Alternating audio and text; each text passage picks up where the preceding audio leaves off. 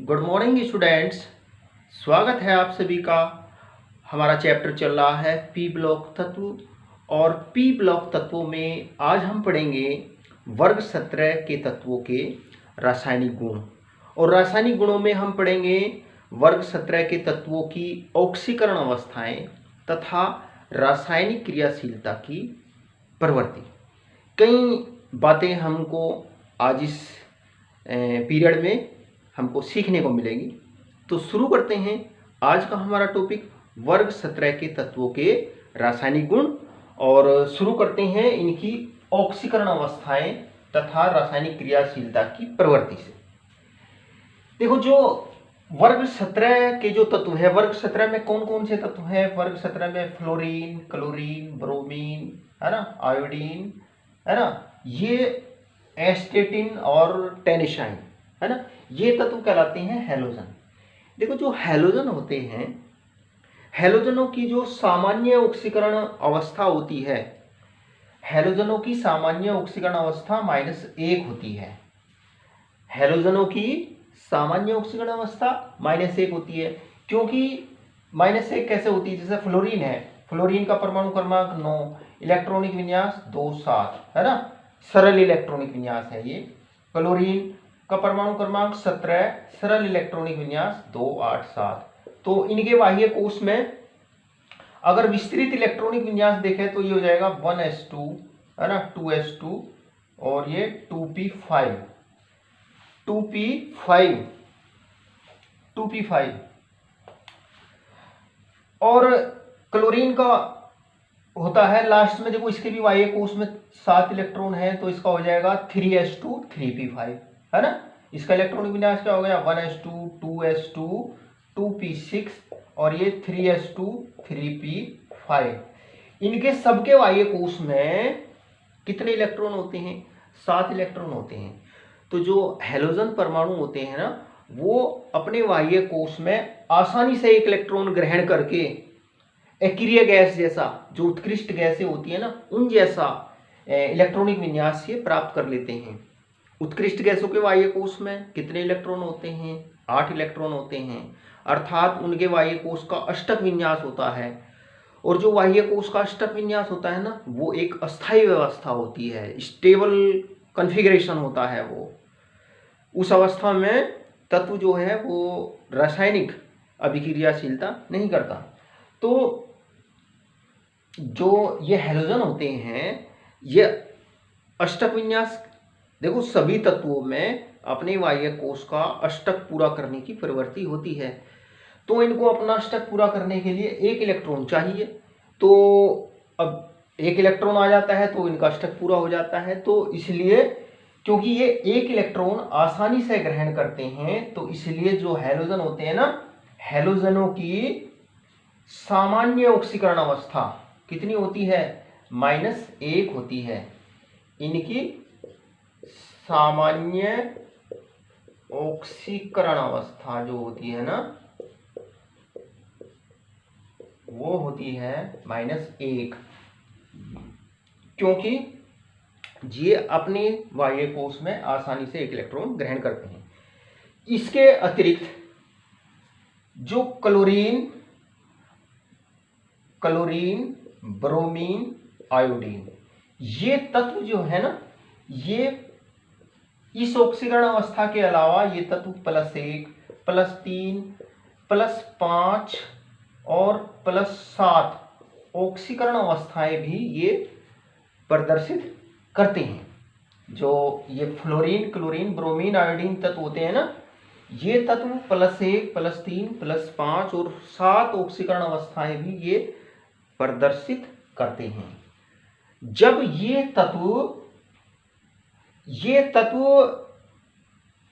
ये उच्च ऑक्सीकरण अवस्थाओं को मुख्यतः तब प्रदर्शित करते हैं जब ये तत्व छोटे और उच्च विद्युत ऋणात्मकता वाले तत्वों से जुड़े होते हैं। जैसे फ्लोरीन ऑक्सीजन से, फ्लोरीन और ऑक्सीजन से। इन तत्वों की उच्च ऑक्सीकरण अवस्थाएं मुख्यतः तब प्राप्त होती है जब ये तत्व छोटे परमाणुओं से तथा उच्च विद्युत ऋणात्मकता जिनकी होती है। जब ये तत्व, जो परमाणु छोटे होते हैं जिनकी विद्युत ऋणात्मकता उच्च होती है, उन परमाणुओं से अर्थात फ्लोरीन और ऑक्सीजन परमाणु से जुड़े होते हैं ना, तो ये इन ऑक्सीकरण अवस्थाओं को प्रदर्शित करते हैं। जैसे जो ऑक्सो अम्ल होते हैं उनमें, ऑक्सो अम्लों में, जैसे अंतरा हैलोजन यौगिकों में, जैसे ऑक्साइडों में, इन यौगिकों में ये तत्व जो है ये धनात्मक ऑक्सीकरण संख्या प्रदर्शित करते हैं, क्योंकि इनमें ये फ्लोरीन, क्लोरीन, ब्रोमीन, आयोडीन जो है ना, ये तत्व छोटे तथा उच्च विद्युत ऋणात्मकता वाले परमाणु से जुड़े होते हैं। फ्लोरीन से जुड़े होते हैं, ऑक्सीजन से जुड़े होते हैं। अब देखो, अब देखते हैं ये +1 +3 ये किस प्रकार से ये ऑक्सीकरण अवस्थाओं को प्रदर्शित करते हैं। देखो, जो हैलोजन होते हैं इनके बाह्य कोश का जो इलेक्ट्रॉनिक विन्यास होता है NS2Np5 होता है। हैलोजनों के बाह्य कोश का इलेक्ट्रॉनिक विन्यास क्या होता है? NS2Np5 होता है। देखो, जैसे अगर हम फ्लोरीन का देखें, फ्लोरीन का इलेक्ट्रॉनिक विन्यास होता है 1s2 2s2 2p5, है ना।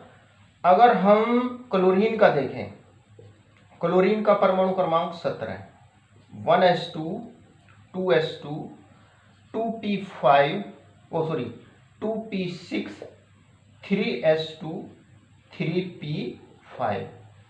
तो देखो, सबके बाह्य कोश का इलेक्ट्रॉनिक विन्यास क्या होगा? N जो होता है ना बाह्य कोश, S उपकोश में 2 इलेक्ट्रॉन, P उपकोश में 5 इलेक्ट्रॉन होते हैं। अब एक चीज और ध्यान देने की है, देखो, ये जो फ्लोरीन तत्व है, फ्लोरीन तत्व में ये सबसे बाह्य कोश है, और ये जो दूसरा कोश बाह्य कोश है, जो दूसरा कोश होता है ना, दूसरा कोश 2s और 2p से बना होता है। दूसरा कोश कहीं से बना होता है? 2s 2p। इस फ्लोरीन में D उपकोश नहीं होता। बाकी क्लोरीन, ब्रोमीन, आयोडीन, बाकी सब में D उपकोश होता है। ये चीज ध्यान रखो कि फ्लोरीन में D उपकोश नहीं होता, क्योंकि फ्लोरीन में जो सबसे बाहर वाला कोश होता है वो दूसरा होता है, और दूसरा कोश में अधिकतम 2 ही उपकोश हो सकते हैं, 2s और 2p। तो इसलिए इसमें D उपकोश नहीं होता। बाकी और सब परमाणुओं में, हैलोजन परमाणु जो होते हैं ना, इनमें D उपकोश होता है। देखो, इनका बाह्य कोश का इलेक्ट्रॉनिक विन्यास NS2Np5। देखो, यहां पर इसके द्वारा हम डायग्राम के द्वारा आपको समझाते हैं कि ये +1 +3 और ये ऑक्सीकरण अवस्थाएं कैसे प्रदर्शित करते हैं। देखो, हैलोजनों का हम इलेक्ट्रॉनिक विन्यास लिख रहे हैं, और ये इलेक्ट्रॉनिक विन्यास लिख रहे हैं क्लोरीन, ब्रोमीन, आयोडीन के लिए, फ्लोरीन को छोड़ करके, क्योंकि फ्लोरीन में D उपकोश नहीं होता। तो ये लिखेंगे हम NS, ये NS है, ये NP उपकोश है, ये ND उपकोश है। देखो, बाह्य कोश का इलेक्ट्रॉनिक विन्यास S2P5, है ना। S में 2 इलेक्ट्रॉन, और P उपकोश में 3 ऑर्बिटल होते हैं, है ना। 3 ऑर्बिटल में इलेक्ट्रॉन इस प्रकार से भरते हैं। प्रत्येक ऑर्बिटल में पहले 1-1 इलेक्ट्रॉन, फिर इलेक्ट्रॉन युग्मित होते हैं। तो ये NH2 हो गया। देखो, ये NH2Np5 होता है। तो मूल अवस्था में ग्राउंड स्टेट में हैलोजन का जो इलेक्ट्रॉनिक विन्यास होता है ना, वो ये होता है। हैलोजन का इलेक्ट्रॉनिक विन्यास क्या होता है? ये होता है। अब देखो, यहां पर ये एक अयुग्मित इलेक्ट्रॉन है, तो अगर परमाणु 1 इलेक्ट्रॉन ग्रहण करे तो ये -1 ऑक्सीकरण अवस्था प्रदर्शित करता है। अगर 1 इलेक्ट्रॉन ग्रहण करे तो ये -1 ऑक्सीकरण अवस्था प्रदर्शित करता है।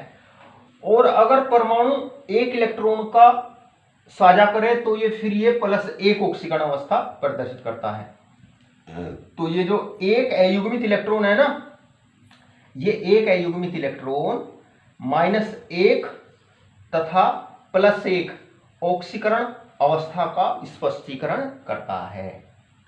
क्योंकि अगर परमाणु एक इलेक्ट्रॉन ग्रहण करता है तो ग्रहण करने पर ऑक्सीकरण अवस्था -1 होती है, और अगर ये अयुग्मित इलेक्ट्रॉन किसी दूसरे ऋण विद्युतीय परमाणु के साथ में साझा करता है तो फिर ये इसकी ऑक्सीकरण संख्या +1 होती है। अच्छा, अब देखो, अगर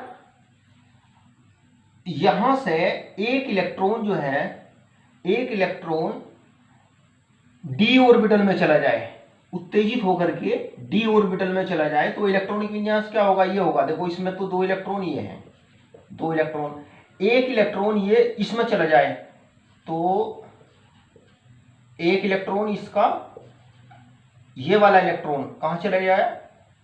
डी में चला जाए। तो अब देखो इसमें कितने अयुग्मित इलेक्ट्रॉन है? 3। तो ये +3 ऑक्सीकरण अवस्था का स्पष्टीकरण करते हैं। 3 अयुग्मित इलेक्ट्रॉन +3 ऑक्सीकरण अवस्था का स्पष्टीकरण करते हैं।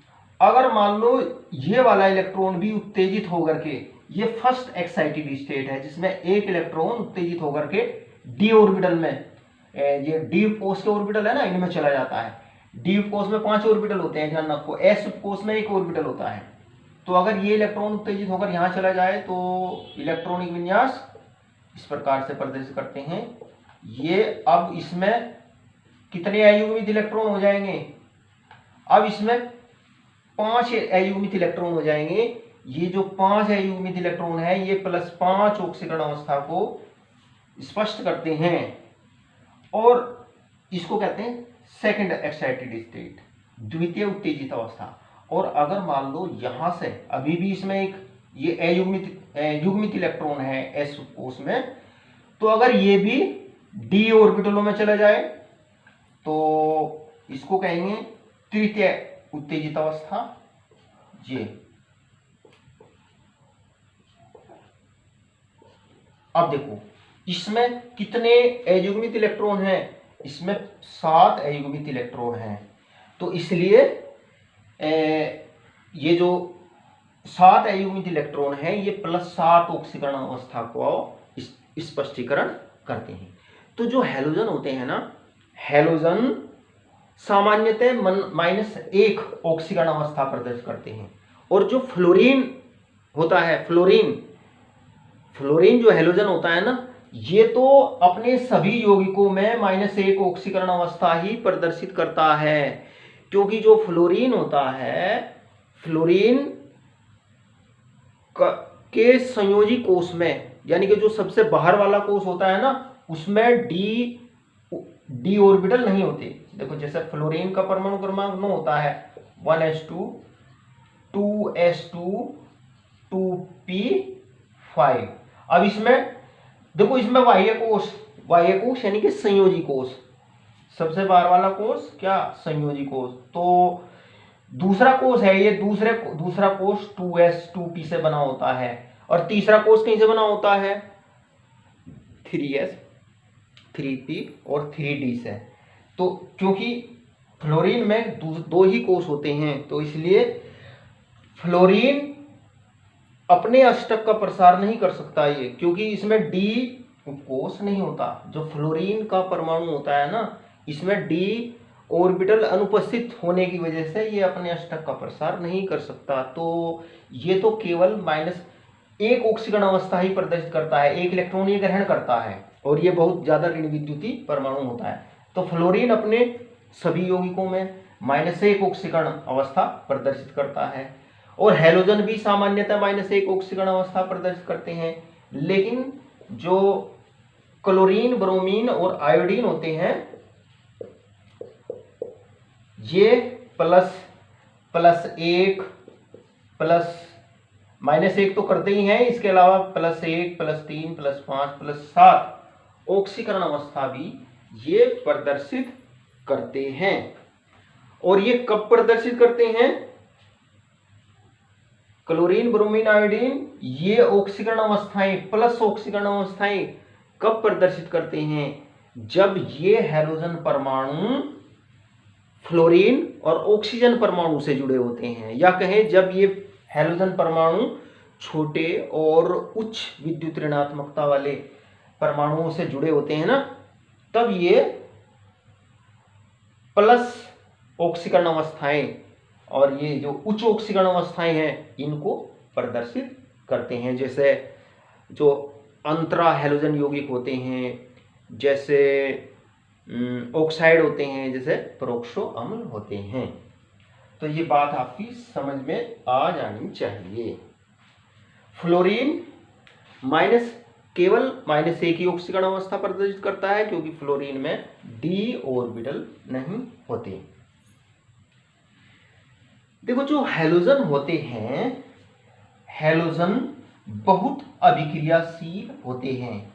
हैलोजन क्या होते हैं? बहुत अभिक्रियाशील तत्व होते हैं, और ये धातुओं अधातुओं के साथ में क्रिया करके ये बनाते हैं हैलाइड। हैलोजन धातुओं और अधातुओं के साथ में अभिक्रिया करके ये बनाते हैं क्या? हैलाइड। और इनकी जो अभिक्रियाशीलता होती है वो वर्ग में नीचे की ओर चलने पर घटती है। देखो जैसे फ्लोरीन, क्लोरीन, ब्रोमीन, आयोडीन वर्ग में नीचे की ओर चलने पर इनकी जो क्रियाशीलता है वो घटती है। हैलोजन प्रबल ऑक्सीकारक होते हैं। हैलोजन क्या होते हैं? प्रबल ऑक्सीकारक होते हैं। देखो ये एक बहुत इंपॉर्टेंट लाइन है कि जो हैलोजन होते हैं ना, हैलोजन प्रबल ऑक्सीकारक होते हैं। ऑक्सीकारक होते हैं। हैलोजन प्रबल ऑक्सीकारक होते हैं। अब हैलोजन प्रबल ऑक्सीकारक क्यों होते हैं? देखो ऑक्सीकारक कौन होते हैं? जिनका अपचयन होता है। जिनका अपचयन होता है उनको ऑक्सीकारक कहते हैं। जिनका ऑक्सीकरण होता है उनको अपचायक कहते हैं। क्योंकि जो हैलोजन अणु होते हैं ना, हैलोजन अणु आसानी से इलेक्ट्रॉन ग्रहण करते हैं, आसानी से इलेक्ट्रॉन ग्रहण करते हैं। तो इस वजह से जो हैलोजन होते हैं ना वो प्रबल ऑक्सीकारक होते हैं।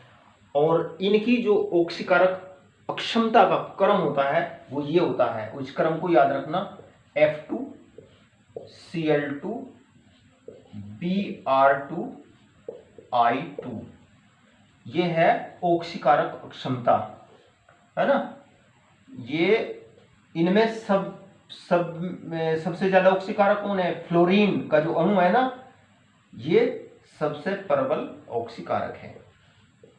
ऑक्सीकारक क्षमता घटने का क्रम, इसी प्रकार से क्रियाशीलता भी इसी क्रम में घटती है।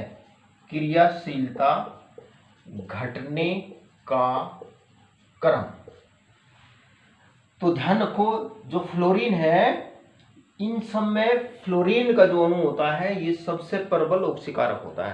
प्रबल ऑक्सीकारक होने का मतलब ये सबसे आसानी से, सबसे सरलता से ये इलेक्ट्रॉन ग्रहण करता है। तो जो इलेक्ट्रॉन ग्रहण करता है अर्थात जिसका अपचयन होता है वही होता है ऑक्सीकारक। अब बात आती है जो हैलोजन होते हैं ये प्रबल ऑक्सीकारक क्यों होते हैं? हैलोजन प्रबल ऑक्सीकारक क्यों होते हैं? अब इसका आंसर लिखिए, इसको नोट करिए। हैलोजन प्रबल ऑक्सीकारक क्यों होते हैं? क्यों होते हैं? देखो इसका कारण ये है,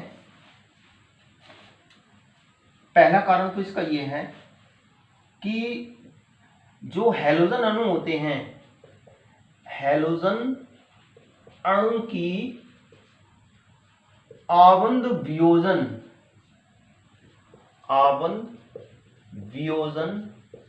एंथैल्पी का मान कम होता है। आबंध वियोजन एंथैल्पी का मान कम होता है। देखो जैसे ये फ्लोरीन है ना, फ्लोरीन F2 में ये दो फ्लोरीन परमाणु आपस में ये इस सहसंयोजी आबंध के द्वारा जुड़े हुए हैं। तो इस बंध को तोड़ने में जितनी ऊष्मा चाहिए वही कहलाती है आबंध वियोजन एंथैल्पी। तो इनकी आबंध वियोजन एंथैल्पी का मान कम होता है। कम होने की वजह से ये बंध आसानी से टूटता है, जिससे ये ज्यादा अभिक्रियाशील होते हैं, अर्थात ज्यादा आसानी से इलेक्ट्रॉन ग्रहण करते हैं। दूसरा कारण है हैलोजन परमाणु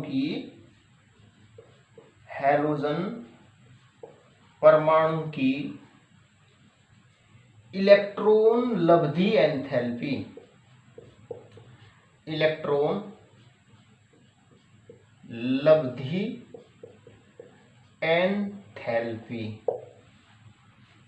लब्धि एंथैल्पी का मान बहुत ऋणात्मक होता है। इलेक्ट्रॉन लब्धि एंथैल्पी का ऋणात्मक मान ये प्रदर्शित करता है कि जो हैलोजन परमाणु होते हैं ना, वो बहुत आसानी से इलेक्ट्रॉन ग्रहण करते हैं। इलेक्ट्रॉन लब्धि एंथैल्पी का मान जितना ऋणात्मक होता है, वो परमाणु उतनी ही ज्यादा आसानी से उतनी ही सरलता से इलेक्ट्रॉन ग्रहण करते हैं। तीसरा कारण है हैलाइड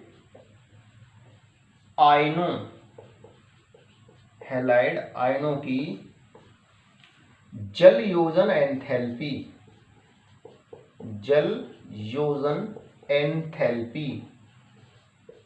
और इसे हाइड्रेशन ऊर्जा भी कहते हैं। इसको हाइड्रेशन एंथैल्पी कहिए, इसको हाइड्रेशन एंथैल्पी का मान अधिक होता है। तो इन कारणों से जो हैलोजन होते हैं ये प्रबल ऑक्सीकारक होते हैं। प्रबल ऑक्सीकारक होते हैं क्यों होते हैं? इन कारणों की वजह से होते हैं। देखो ऑक्सीकारक कौन होते हैं? जो आसानी से इलेक्ट्रॉन ग्रहण करते हैं। जैसे ये है ना F2 दो इलेक्ट्रॉन ग्रहण करके आसानी से ये बना लेता है दो फ्लोराइड आयन। F2 आसानी से दो इलेक्ट्रॉन ग्रहण करके दो फ्लोराइड, दो यूनिट, इस पर एक यूनिट का नेगेटिव चार्ज आ जाता है फ्लोराइड आयन पर। तो ऑक्सीकारक ये इसलिए होते हैं, एक तो जो हैलोजन अणु होते हैं ना, इनकी आबंध वियोजन एंथैल्पी का मान कम होता है, तो ये आसानी से ये बंध टूट जाता है ना, ये बंध टूट जाता है, ये परमाणु बन जाते हैं। अब ये जो परमाणु बनते हैं ना, इनकी इलेक्ट्रॉन लब्धि एंथैल्पी का मान बहुत ऋणात्मक होता है, अर्थात ये आसानी से इलेक्ट्रॉन ग्रहण करते हैं। अब जब ये आसानी से इलेक्ट्रॉन ग्रहण कर लेते हैं तो ये आयन बन जाते हैं। जैसे ये इलेक्ट्रॉन ग्रहण कर लिया तो ये फ्लोराइड का ऋणायन बन गया। अब ये जो आयन बने ना, इनकी जल योजन एंथैल्पी का मान अधिक होता है, मतलब ये जल के साथ में जुड़ करके ये अधिक अस्थायित्व प्राप्त कर लेते हैं। तो इस वजह से जो हैलोजन परमाणु होते हैं ये प्रबल ऑक्सीकारक होते हैं। तो ये बात आपकी समझ में आ जानी चाहिए। उतार लीजिए इसको। तो सबसे प्रबल ऑक्सीकारक कौन है? कौन सा अणु होता है सबसे प्रबल ऑक्सीकारक? फ्लोरीन अणु।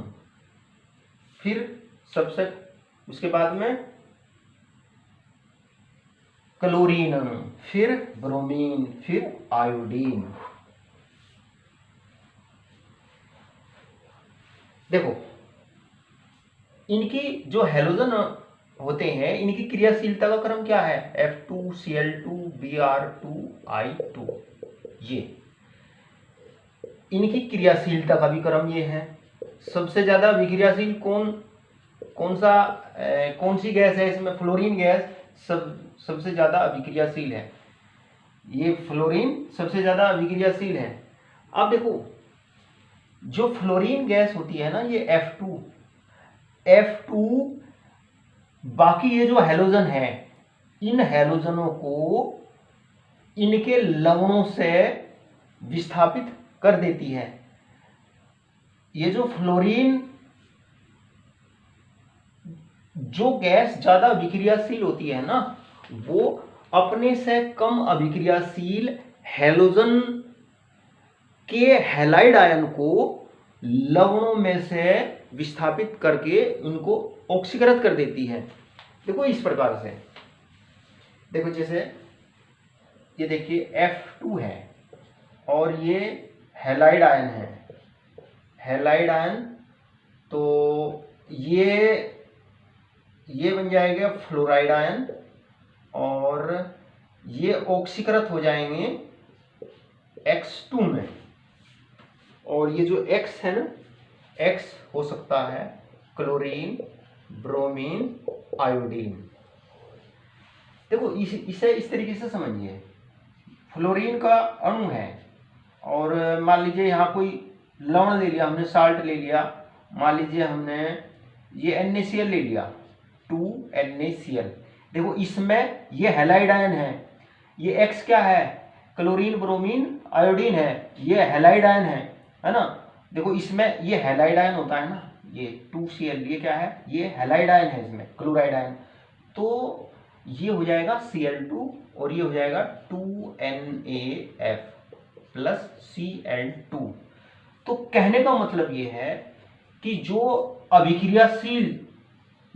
ज्यादा अभिक्रियाशील हैलोजन होता है, वो अपने से कम क्रियाशील हैलाइड आयन को उसके हैलोजन में ऑक्सीकृत कर देता है। जैसे ये फ्लोरीन है, क्लोरीन से ज्यादा रिएक्टिव है, तो ये Cl को Cl2 में ऑक्सीकृत कर देता है।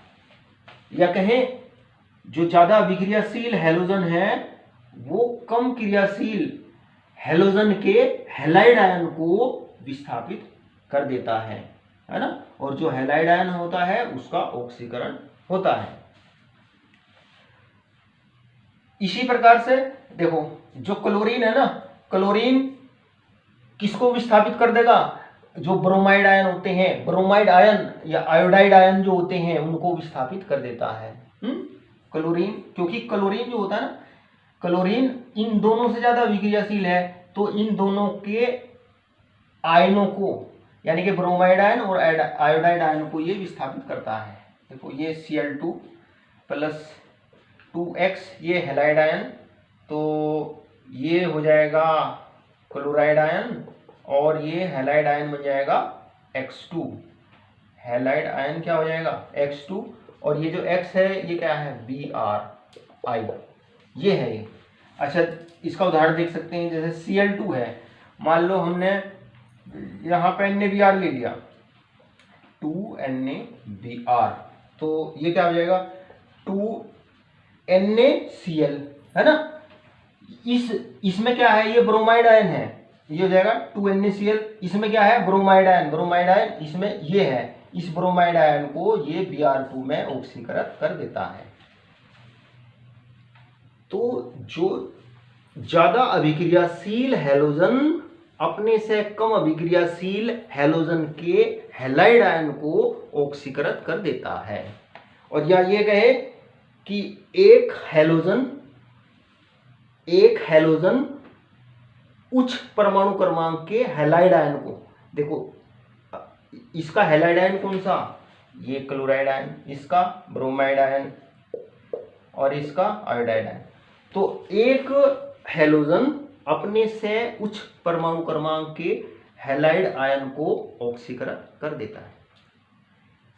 या इसको इस तरीके से समझिए कि जो ज्यादा अभिक्रियाशील हैलोजन होता है, वो अपने से कम क्रियाशील हैलाइड आयन को हैलोजन में ऑक्सीकृत कर देता है।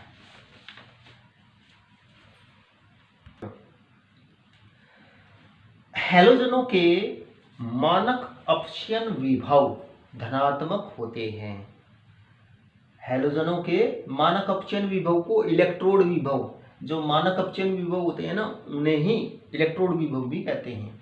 तो हैलोजनों के मानक अपचयन विभव या कहीं इलेक्ट्रोड विभव धनात्मक होते हैं, अर्थात हैलोजनों में इलेक्ट्रॉन ग्रहण करने की प्रबल प्रवृत्ति होती है। जिनके इलेक्ट्रॉन विभव धनात्मक होते हैं ना, उनमें इलेक्ट्रॉन ग्रहण करने की प्रबल प्रवृत्ति होती है, और जो इलेक्ट्रॉन ग्रहण करता है उसका अपचयन होता है, अर्थात जिसका अपचयन होता है वही ऑक्सीकारक होता है। इसलिए हैलोजन प्रबल ऑक्सीकारक होते हैं। हैलोजनों के मानक अपचयन विभव धनात्मक होते हैं, अर्थात हैलोजनों में इलेक्ट्रॉन ग्रहण करने की प्रबल प्रवृत्ति होती है। इसलिए जो हैलोजन होते हैं वो प्रबल ऑक्सीकारक होते हैं। और हैलोजनों की जो अर्धशैल अभिक्रिया होती है या कहें इलेक्ट्रोड अभिक्रिया, अर्धशैल अभिक्रिया को इलेक्ट्रोड अभिक्रिया भी कहते हैं। ये अपचयन की इलेक्ट्रोड अभिक्रिया है ना, इलेक्ट्रॉन ग्रहण हो रहा है तो अपचयन की इलेक्ट्रोड अभिक्रिया है। और इस देखो इसका इलेक्ट्रोड विभव कितना होता है, फ्लोरीन के लिए इतना ज़्यादा धनात्मक है, क्लोरीन के लिए इतना है, ब्रोमीन के लिए इतना है। तो इसका मतलब इस फ्लोरीन के लिए इलेक्ट्रोड विभव जो होता है ना वो ज़्यादा धनात्मक है। तो इसका मतलब जो फ्लोरीन है ये इनमें प्रबल ऑक्सीकारक है, सबसे ज़्यादा प्रबल ऑक्सीकारक है।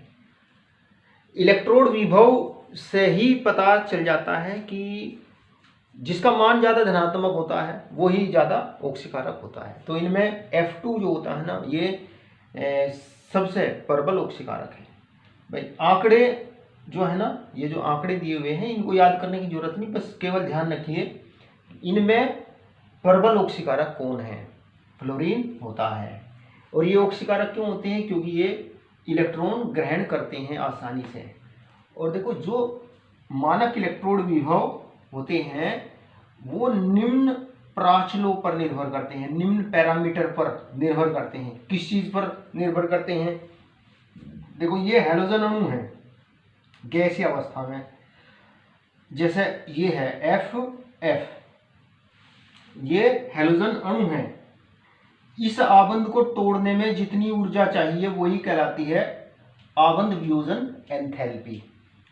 तो इनकी जो आबंध वियोजन एंथैल्पी होती है, आबंध वियोजन एंथैल्पी का मान इनका कम होता है, और जब ये बॉन्ड टूट जाता है तो ये हैलोजन परमाणु अलग हो जाते हैं। हैलोजन परमाणु क्या अलग हो जाते हैं, क्योंकि और देखो यहाँ पे आधा लिखा हुआ है आबंध वियोजन एंथैल्पी, मानक आबंध वियोजन एंथैल्पी, क्योंकि दो परमाणु हैं तो एक परमाणु के हिस्से की आबंध वियोजन एंथैल्पी पूरे अणु की आधी होगी।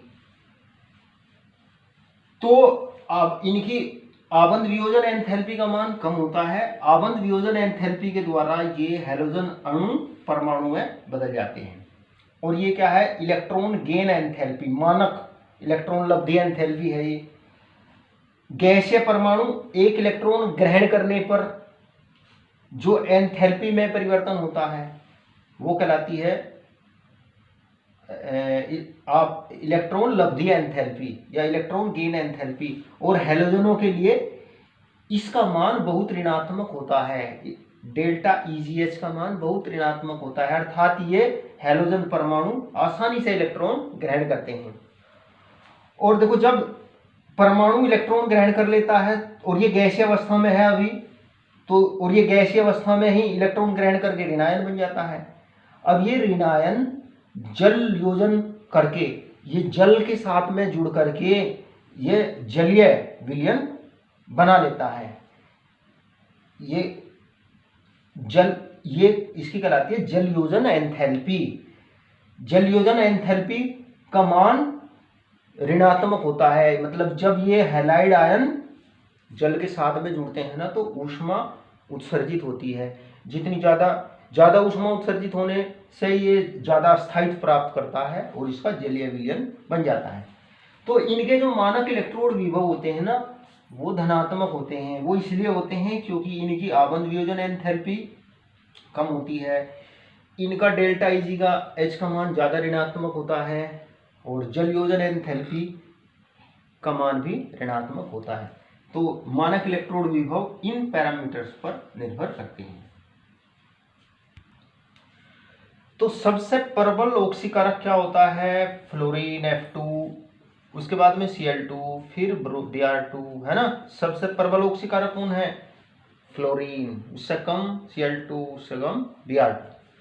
देखो, हैलोजनों की तुलनात्मक ऑक्सीकारक सामर्थ्य, स्ट्रेंथ को जल के साथ उनकी अभिक्रिया से आसानी से समझा जा सकता है।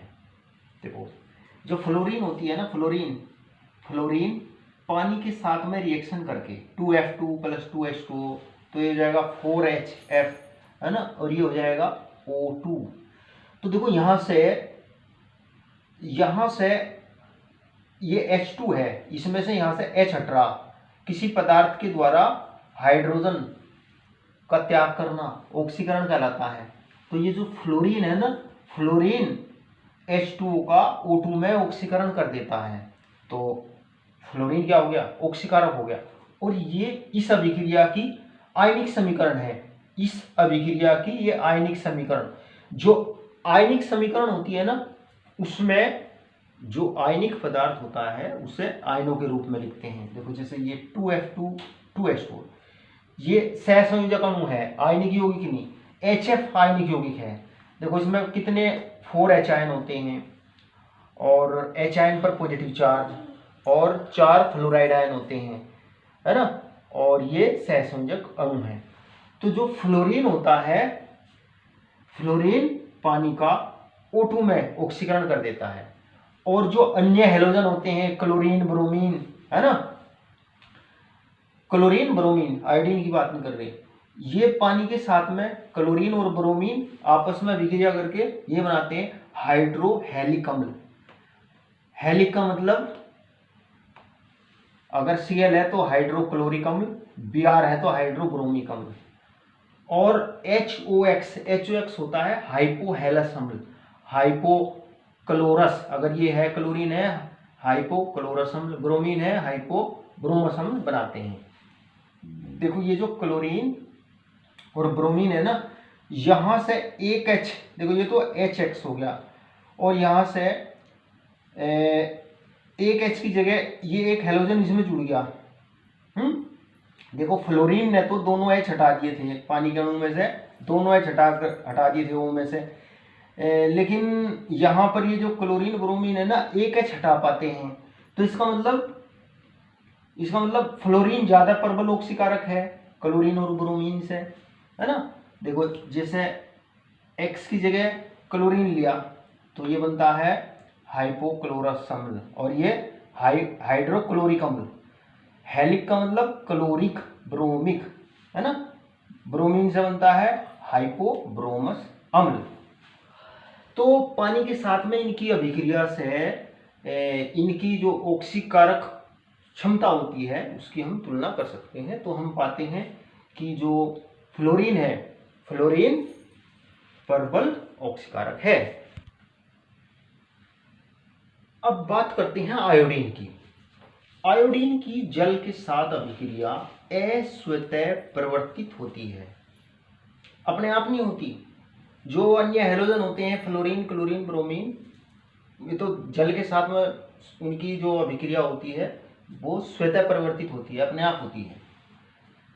वास्तव में आयोडाइड आयन अम्लीय माध्यम में ऑक्सीकृत किया जा सकता है, जो फ्लोरीन द्वारा प्रदर्शित अभिक्रिया के ठीक विपरीत है। देखो, जैसे ये पोटेशियम आयोडाइड है, ये अम्ल है। अम्लीय माध्यम में पोटेशियम आयोडाइड का ऑक्सीजन के द्वारा आयोडाइड में ऑक्सीकरण होता है। आयोडाइड में आयोडाइड का आयोडीन में ऑक्सीकरण होता है। देखो यहाँ पे जो आयोडाइड आयन है ना, इसका ऑक्सीकरण हो रहा है, आयोडाइड आयन का ऑक्सीकरण हो रहा है, अर्थात जो आयोडाइड आयन है वो अपचायक का कार्य कर रहा है यहाँ पर। लेकिन इन अभिक्रियाओं में जो फ्लोरीन होता है ना, ये परबल ऑक्सीकारक का कार्य करता है। यानी कि ये जो अभिक्रिया है ना, ये तो फ्लोरीन के विपरीत है। देखो इसकी ये आयनिक समीकरण है, ये आयोडाइड आयन है। देखो जो पहले अभिक्रिया लिखी उनमें तो ऑक्सीजन निकल रही थी, फ्लोरीन के साथ में अभिक्रिया होने से ऑक्सीजन निकल रही थी, पानी का ऑक्सीजन में ऑक्सीकरण हो रहा था। यहाँ पे जो ऑक्सीजन है ना, ऑक्सीजन आयोडाइड आयन का आयोडीन में ऑक्सीकरण कर रही है। तो ये अभिक्रिया फ्लोरीन द्वारा प्रदर्शित अभिक्रिया के विपरीत है। इसकी ये आयनिक समीकरण है, ये आयोडाइड आयन है, ये H आयन है, सल्फेट आयन इधर भी है इधर भी, तो ये सल्फेट आयन कट जाते हैं। पोटेशियम आयन इधर भी है इधर भी, तो ये पोटेशियम आयन हट जाते हैं, तो आयनिक समीकरण ये बचती है। तो जो आयोडाइड आयन होते हैं ना, ऑक्सीजन के द्वारा अम्लीय माध्यम में वो आयोडीन में ऑक्सीकरण होते हैं। आपका अगला टॉपिक है फ्लोरीन का अपसामान्य या कहते हैं असामान्य व्यवहार, एनोमलस बिहेवियर। देखो जो फ्लोरीन परमाणु होता है, फ्लोरीन हेलोजन किसे कहते हैं, फ्लोरीन, क्लोरीन, ब्रोमीन, आयोडीन है ना, एस्टेटिन, ये क्या कहलाते हैं, ये हेलोजन कहलाते हैं। जो फ्लोरीन होता है ना, फ्लोरीन तत्व कई गुणों में अपने वर्ग के अन्य तत्वों से भिन्नता प्रदर्शित करता है। ये वर्ग 17 के तत्व है। तो जो फ्लोरीन होता है ना, फ्लोरीन तत्व, ये कई गुणों में अन्य तत्वों से भिन्नता प्रदर्शित करता है। तो ये भिन्नता क्यों प्रदर्शित करता है, इसका कारण ये है, एक तो फ्लोरीन की अधिक विद्युत ऋणात्मकता। फ्लोरीन की जो विद्युत ऋणात्मकता होती है वो सर्वाधिक होती है। फ्लोरीन का छोटा आकार, फ्लोरीन का जो परमाणु होता है ना, वो उसका साइज बहुत छोटा होता है, क्लोरीन, ब्रोमीन, आयोडीन से उसका साइज बहुत छोटा होता है। और जो फ्लोरीन परमाणु होता है उसमें डी ऑर्बिटल नहीं होते, फ्लोरीन परमाणु में डी ऑर्बिटल नहीं होते। जो एफ बंध की वियोजन ऊर्जा होती है उसका मान कम होता है। और ये F2 फ्लोराइड आयन का उच्च धनात्मक अपचयन विभव होता है। तो इन वजहों से जो फ्लोरीन होता है ये अपसामान्य व्यवहार प्रदर्शित करता है, अपने वर्ग के अन्य तत्वों से गुणों में भिन्नता प्रदर्शित करता है। देखो जैसे जो फ्लोरीन होती है ना, फ्लोरीन केवल -1 ऑक्सीकरण अवस्था प्रदर्शित करता है। फ्लोरीन तत्व -1 ऑक्सीकरण अवस्था प्रदर्शित करता है, जबकि जो अन्य हैलोजन होते हैं, क्लोरीन, ब्रोमीन, आयोडीन, ये -1 के अलावा अन्य ऑक्सीकरण अवस्थाएं भी ये प्रदर्शित करते हैं। फ्लोरीन केवल -1 ऑक्सीकरण अवस्था प्रदर्शित करता है क्योंकि इसमें डी ऑर्बिटल जो होते हैं अनुपस्थित होते हैं और इसकी जो विद्युत ऋणात्मकता होती है वो ज़्यादा होती है।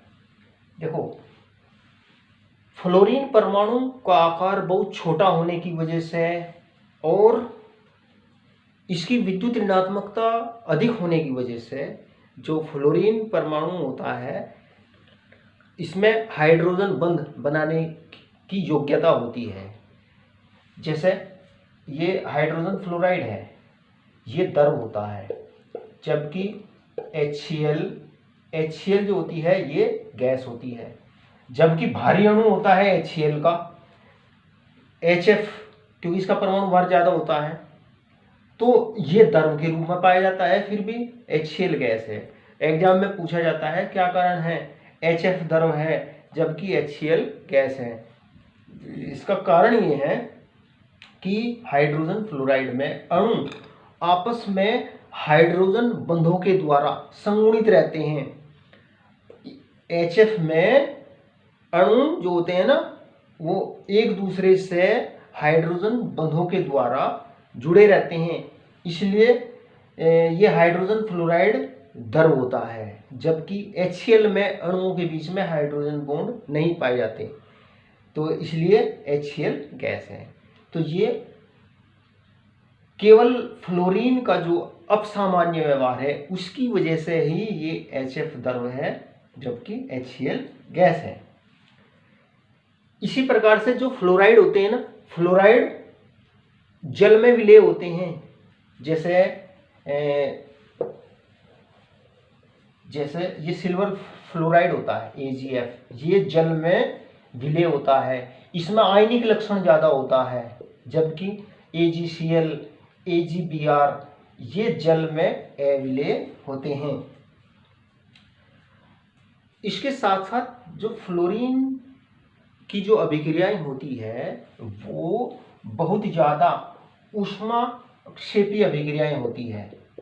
फ्लोरीन की अभिक्रियाएं क्या होती है, ऊष्माक्षेपी होती है, क्योंकि फ्लोरीन दूसरे तत्वों के साथ छोटे और प्रबल आबंध बनाता है। इसी वजह से इसकी जो अभिक्रियाएं होती है वो ऊष्माक्षेपी अभिक्रियाएं होती है। तो कहने का मतलब ये है कि फ्लोरीन वर्ग में जो अन्य तत्व है उनसे गुणों में भिन्नता प्रदर्शित करता है, और उसके क्या कारण है, ये उसके कारण इसकी अधिक विद्युत ऋणात्मकता, छोटा आकार, डी ऑर्बिटलों की अनुपस्थिति और निम्न बंध वियोजन ऊर्जा, और इनका जो मानक अपचयन विभव होता है वो ज़्यादा धनात्मक होने की वजह से फ्लोरीन असामान्य व्यवहार प्रदर्शित करता है। अब देखते हैं हैलोजेनों की हाइड्रोजन के प्रति अभिक्रियाशीलता, है ना। हैलोजन क्या है, फ्लोरीन, क्लोरीन, ब्रोमीन, आयोडीन। देखो जो हैलोजन होते हैं वो हाइड्रोजन के साथ में क्रिया करके ये बनाते हैं हाइड्रोजन हैलाइड। क्या बनाते हैं, हाइड्रोजन हैलाइड। हैलोजन पानी के साथ में अभिक्रिया करके क्या बनाते हैं, हाइड्रोजन हैलाइड बनाते हैं, और ये हाइड्रोजन हैलाइड पानी के साथ में पानी में घुल करके ये बनाते हैं हाइड्रोहेलिक अम्ल। हाइड्रोहेलिक अम्ल। हैलोजन जो होते हैं ना हाइड्रोजन के साथ में क्रिया करके क्या बनाते हैं, हाइड्रोजन हैलाइड। जैसे हाइड्रोजन ये बनाता है हाइड्रोजन फ्लोराइड, फ्लोरीन बनाएगा हाइड्रोजन फ्लोराइड, क्लोरीन बनाएगा हाइड्रोजन क्लोराइड, ब्रोमीन बनाएगा हाइड्रोजन ब्रोमाइड, आयोडीन बनाएगा हाइड्रोजन आयोडाइड। तो जो हैलोजन होते हैं हाइड्रोजन के साथ में क्रिया करके क्या बनाते हैं, हाइड्रोजन हैलाइड, और ये जल में घुल करके बनाते हैं हाइड्रोहेलिक अम्ल। पानी में घुल करके इसे बोलेंगे हाइड्रोफ्लोरिक अम्ल, हाइड्रोक्लोरिक अम्ल। हेलिक का मतलब फ्लोरिक, क्लोरिक, ब्रोमिक, आयोडिक अम्ल बनाते हैं। और ये जो हाइड्रोहेलिक अम्ल बनते हैं ना, इनकी जो अम्लीय सामर्थ्य बढ़ने का जो क्रम होता है वो ये होता है, अम्लीय सामर्थ्य बढ़ने का क्रम, है ना, यानी कि अम्लता बढ़ने का क्रम, अम्लता बढ़ने का क्रम, या कहें अम्लीय सामर्थ्य बढ़ने का क्रम। इनमें सबसे ज्यादा अम्लीय कौन होता है, HI सबसे ज्यादा अम्लीय होता है। और देखो ये जो हाइड्रोजन फ्लोराइड है, क्लोराइड, ब्रोमाइड, आयोडाइड, इनकी जो आबंध वियोजन एंथैल्पी है वो ये है। इसकी आबंध वियोजन एंथैल्पी इतनी, मतलब H और F के बीच में जो आबंध है ना उसे तोड़ने में इतनी ऊष्मा चाहिए, इसको तोड़ने में इतनी ऊष्मा चाहिए। तो इनमें सबसे ज्यादा अस्थाई कौन सा है, HF सबसे ज्यादा अस्थाई है। सबसे कम अस्थाई कौन सा है, HI सबसे कम अस्थाई होता है, सबसे कम स्टेबल होता है। तो जो हैलोजन होते हैं वो हाइड्रोजन के साथ में क्रिया करके क्या बनाते हैं, हाइड्रोजन हैलाइड बनाते हैं। और ये अम्लता बढ़ने का क्रम ध्यान रखिएगा, सबसे ज़्यादा अम्लीय कौन सा होता है, HI होता है। और सबसे अनस्टेबल, सबसे अस्थायी भी यही होता है। ये अगला हेडिंग आपका ऑक्सीजन की प्रतिक्रियाशीलता, हैलोजनों की ऑक्सीजन की प्रतिक्रियाशीलता। जो हैलोजन होते हैं ये ऑक्सीजन के साथ में क्रिया करके ऑक्साइड बनाते हैं। हैलोजन ऑक्सीजन के साथ में क्रिया करके क्या बनाते हैं, ऑक्साइड बनाते हैं। कई सारे ऑक्साइड बनाते हैं, जैसे जो फ्लोरीन होती है, फ्लोरीन ऑक्सीजन के साथ में क्रिया करके ये दो फ्लोरीन के ये दो ऑक्साइड है, OF2 और O2F2। और इनको बल्कि क्योंकि फ्लोरीन जो होता है ना, इनको फ्लोरीन के ऑक्साइड ना कह करके, फ्लोरीन भी ऑक्सीजन के साथ में विक्रिया करके क्या बनाती है, ऑक्साइड बनाती है, परंतु इन्हें ऑक्साइड ना कह करके इनको बोलते हैं ऑक्सीजन के फ्लोराइड। क्योंकि जो फ्लोराइड की जो फ्लोरीन तत्व होता है ना, ये ऑक्सीजन से ज्यादा ऋण विद्युती तत्व है, तो इसलिए इनको बोलते हैं ऑक्सीजन के फ्लोराइड। तो फ्लोरीन ऑक्सीजन के साथ में ये दो फ्लोराइड बनाता है, OF2 O2F2। और ये जो OF2 है, ऑक्सीजन डाइफ्लोराइड, ये एक पर्बल फ्लोरीनन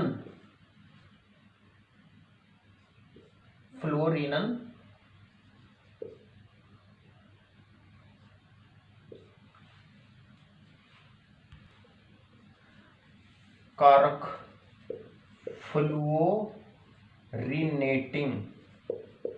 फ्लोरीनेटिंग एजेंट। ये जो O2F2 OF2 ये क्या है, ये पर्बल फ्लोरीनन कारक, फ्लोरीनेटिंग एजेंट है। और ये जो O2F2 होता है ना, इसका उपयोग नाभिकीय ईंधन में से अवशेष प्लूटोनियम को PuF6 के रूप में पृथक करने में किया जाता है। देखिए जो फ्लोरीन, क्लोरीन, ब्रोमीन, आयोडीन है, ये फ्लोरीन, क्लोरीन, ब्रोमीन, आयोडीन जो है ना, ऑक्सीजन के साथ में क्रिया करके क्या बनाते हैं, ऑक्साइड बनाते हैं। अधिकांश ऑक्साइड तो अस्थायी होते हैं, है ना, कुछ अस्थायी होते हैं।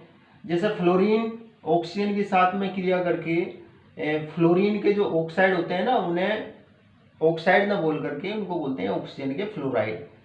ये जो ऑक्सीजन के फ्लोराइड होते हैं, दो फ्लोराइड बनाती है ऑक्सीजन के साथ में फ्लोरीन, और ये पर्बल फ्लोरीनन कारक होते हैं।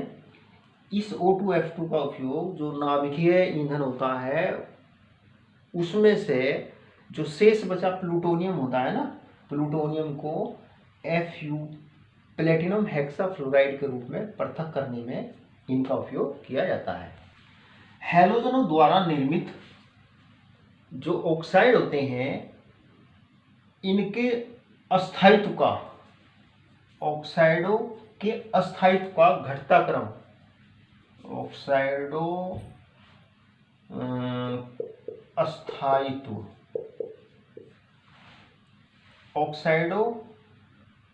के अस्थायित्व का घटता क्रम ये है। जो आयोडीन के ऑक्साइड होते हैं वो ज़्यादा अस्थायी होते हैं, है ना, क्लोरीन के कम, ब्रोमीन के उससे कम होते हैं। देखो आयोडीन के ऑक्साइड के अधिक अस्थायित्व का कारण ऑक्सीजन तथा आयोडीन के मध्य बंध की अधिक ध्रुवणता है। जो आयोडीन और ऑक्सीजन के मध्य बॉन्ड होता है ना, वो ज़्यादा उसमें ज़्यादा ध्रुवणता होती है, तो इसलिए जो आयोडीन के ऑक्साइड होते हैं वो ज़्यादा स्टेबल होते हैं। अब बात करते हैं क्लोरीन के ऑक्साइडों की। क्लोरीन के ऑक्साइड Cl2O, ClO2, Cl2O6 तथा Cl2O7 अत्यधिक क्रियाशील, ऑक्सीकारक तथा विस्फोटक प्रवृत्ति के होते हैं। देखो ये Cl2O, ClO2, Cl2O6, Cl2O7 chlorine ये ऑक्साइड बनाता है, और ये जो ऑक्साइड होते हैं बहुत ज़्यादा अभिक्रियाशील होते हैं, ऑक्सीकारक होते हैं और विस्फोटक प्रवृत्ति के होते हैं। Cl2 का उपयोग कागज की लुगदी तथा वस्त्रों के विरंजीकरण में, विरंजीकरण का मतलब होता है रंग उड़ाना, तथा पीने के पानी के शुद्धिकरण में किया जाता है। ब्रोमीन के ऑक्साइड ये हैं Br2O, BrO2, BrO3। ये ब्रोमीन के ऑक्साइड सबसे कम स्टेबल होते हैं, इनका अस्तित्व केवल बहुत कम टेम्परेचर पर होता है और ये प्रबल ऑक्सीकारक होते हैं। आयोडीन के ऑक्साइड देखिए, आयोडीन इस प्रकार के ऑक्साइड बनाता है I2O7, I2O5, I2O4, I2O5, I2O7। I2O5 बहुत अच्छा ऑक्सीकारक है और इसका उपयोग कार्बन मोनोऑक्साइड के निर्धारण में किया जाता है। ये जो I2O5 है ना, ये कार्बन मोनोऑक्साइड को CO2 में ऑक्सीकृत कर देता है। तो ये बात हुई ऑक्सीजन के प्रति क्रियाशीलता। जो हैलोजन होते हैं वो ऑक्सीजन के साथ में क्रिया करके क्या बनाते हैं, ऑक्साइड बनाते हैं। अगला रासायनिक गुण देखते हैं, धातुओं के प्रति अभिक्रियाशीलता। हैलोजन धातुओं के साथ में क्रिया करके धातु हैलाइड बनाते हैं। हैलोजन धातुओं के साथ में क्रिया करके क्या बनाते हैं, धातु हैलाइड बनाते हैं। जैसे मैग्नीशियम है, ब्रोमीन के साथ में क्रिया करके बनाता है मैग्नीशियम ब्रोमाइड बनाता है, ये बनाता है मैग्नीशियम ब्रोमाइड। हैलाइडों के आयनिक गुण कम होने का जो क्रम होता है वो इस प्रकार से होता है, MF ये सबसे ज्यादा आयनिक होता है, M फिर क्लोरीन फिर ब्रोमीन MBr MI है ना। और जहां M जो है एक संयोजी धातु है, एक संयोजी धातु है, जैसे सोडियम पोटेशियम है ना, ये एक संयोजी धातु है। देखो जो हैलाइड बनते हैं ना, इनका जो आयनिक लक्षण होता है, इनमें सबसे ज्यादा आयनिक कौन है, जो फ्लोराइड है ये सबसे ज्यादा आयनिक होता है, उससे कम क्लोराइड फिर ब्रोमाइड फिर आयोडाइड होता है। और यदि कोई धातु एक ही हैलोजन के साथ में अभिक्रिया करके भिन्न भिन्न प्रकार के हैलाइड बनाती है, तो वो जैसे ये है SN है, ये SnCl2 भी बनाता है, SnCl4 भी बनाता है ना। ऐसे ही ये एंटीमनी ट्राइक्लोराइड, ये एंटीमनी पेंटाक्लोराइड भी बनाता है। जैसे PbCl2, PbCl के साथ में PbCl2 भी बनाता है, PbCl4 भी बनाता है। यूरेनियम फ्लोरीन के साथ में UF4 भी बनाता है, UF6 भी बनाता है।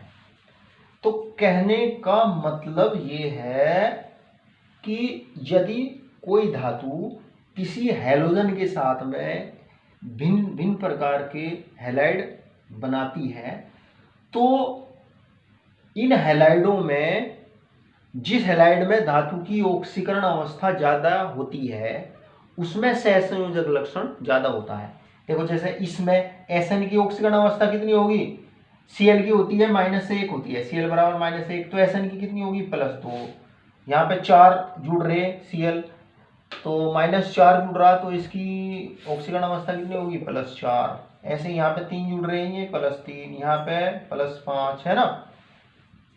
तो अगर एक धातु किसी हैलोजन के साथ में कई हैलाइड बना रही है, तो धातु की जो उच्च ऑक्सीकरण अवस्था वाला हैलाइड होता है वो हैलाइड उसमें सहसंयोजक लक्षण ज़्यादा होता है। अगर आपसे पूछें, ऐसे हैलाइडों का एग्जाम्पल दे दिया, पूछे भाई SnCl2 SnCl4 में किसमें ज़्यादा सहसंयोजक लक्षण होता है, जिसमें धातु उच्च ऑक्सीकरण अवस्था में होती है उसमें सहसंयोजक लक्षण ज़्यादा होता है। जैसे इसमें U की ऑक्सीकरण अवस्था +4 होती है, यहाँ पे +6 होती है। तो जिस हैलाइड में धातु की ऑक्सीकरण अवस्था ज़्यादा होती है वो धातु हैलाइड सबसे ज़्यादा सहसंयोजक होता है। अगला नेक्स्ट हेडिंग है आपका हैलोजन की अन्य हैलोजनों के प्रति अभिक्रियाशीलता। हैलोजन अन्य हैलोजनों के साथ में संयोग करके बहुत से यौगिक बनाते हैं जिन्हें अंतरा हैलोजन यौगिक कहते हैं। जो हैलोजन होते हैं ना वो आपस में भी एक दूसरे के साथ में अभिक्रिया करके यौगिक बनाते हैं। तो हैलोजनों की परस्पर एक दूसरे के साथ में रासायनिक अभिक्रिया से जो यौगिक बनते हैं उनको बोलते हैं अंतरा हैलोजन यौगिक, इंटर हैलोजन कंपाउंड बोलते हैं। जैसे X X-3 X-5 है ना, X-7 इस प्रकार के यौगिक बनाते हैं हैलोजन एक दूसरे के संयोग के साथ में संयोग करके। जहां X बड़े आकार का हैलोजन है और ये जो X' है ये छोटे आकार का हैलोजन है। जैसे X बड़े आकार का मान लो आयोडीन है, ये छोटे आकार का मान लो F है ना। तो इस प्रकार से दो हैलोजन आपस में क्रिया करके जो यौगिक बनाते हैं उनको क्या बोलते हैं, अंतरा हैलोजन यौगिक। तो प्यारे विद्यार्थियों, आज की वीडियो में कई सारी बातें हमने आपको बताई, हैलोजनों के रासायनिक गुण, उनकी ऑक्सीकरण अवस्थाएं, फ्लोरीन का असामान्य व्यवहार, हैलोजनों की ऑक्सीजन के साथ में अभिक्रिया और हाइड्रोजन के साथ में अभिक्रिया, और हैलोजनों की एक दूसरे के साथ में अभिक्रिया और धातुओं के साथ में अभिक्रिया। तो प्यारे विद्यार्थियों, कई सारी इम्पोर्टेंट बातें इस वीडियो में हमने आपको बताई हैं। देखो, केमिस्ट्री में चीज़ों को जो है ना लिख लिख करके चीज़ें याद होती हैं। बार बार चीज़ों को लिख लिख करके देखिए, उनको समझिए। रटने से ज़्यादा इम्पोर्टेंट होता है चीज़ों को समझना। तो केमिस्ट्री समझ कर ही याद होती है। तो कोई भी टॉपिक हो उसको पहले अच्छे से समझिए, उसको फिर लिख लिख करके देखिए, तब आपके चीज़ें आसानी से याद होंगी। तो प्यारे विद्यार्थियों, आज की वीडियो में इतना ही। वीडियो अच्छा लगे तो वीडियो को लाइक करना, चैनल को ज़रूर सब्सक्राइब करना है, ताकि हमारी प्रत्येक वीडियो जो है वो सबसे पहले आपके पास तक पहुँचे। और वीडियो को शेयर ज़रूर करें ताकि आपके दोस्तों को भी इसका फ़ायदा हो। Thanks for watching us. नमस्कार।